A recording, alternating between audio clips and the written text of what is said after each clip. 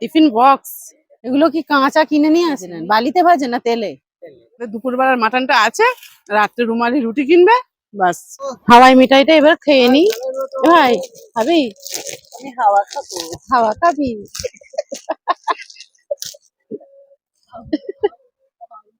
রে ভাই। হ্যাঁ বড় বাবু। আমি খাবো না। চিনিতে গোলা রুটি খাবে? এখনই জিভ মোর লাল হয়ে যাবে। কমায় নাও। কেমন? শুধু চিনি। ফেলে দে। এই ফেলে দিচ্ছি, 30 টাকা দাম। হাওয়াই মিঠাই খাওয়া বলে না, পয়সা খাওয়া বলে। আগে এগুলো কত দাম কম ছিল, এখন এইটা 30 টাকা নিয়েছে দিঘাতে। হুম।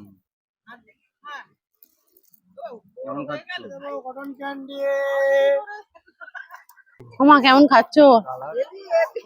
সত্যি ভাই তুই পারিস। দেখুন টিফিন বক্স, দীঘায় এসে রান্না বান্না করে পকোড়া করে।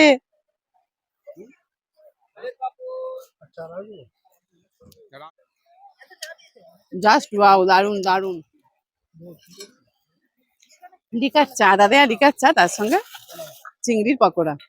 আর সামনে হচ্ছে সমুদ্রের উত্তাল ঢেউ, সামনে আছে মার্কেট, একটু পরেই যাবো।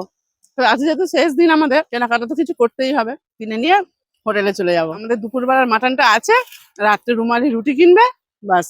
রাত্রে ঘুমিয়ে কাল সকালে ট্রেনে বাড়ি। তুই পারিস ভাই, বল। তুমি বলো বড় বাবু। পকোড়া গুলো বড় বড় দেখেছো? হুম, কেমন? আমার মাও খাচ্ছে, আমার বাবাও খাচ্ছে। এই যে বন্ধুরা, এই মশলা দেয়া ফাঁপা নিচ্ছি কাকুর থেকে একটা। ঠিক আছে। বলি এমনি হয় বিক্রি টিক্রি ভালো?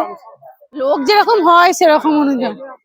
এক এক সময় লোকজন খুব বেশি হয়, তো এগুলো কি কাঁচা কিনে নিয়ে আসেন, নিয়ে এসে ভাজেন? বাড়িতে ভেজে নেন। বালিতে ভাজে না তেলে?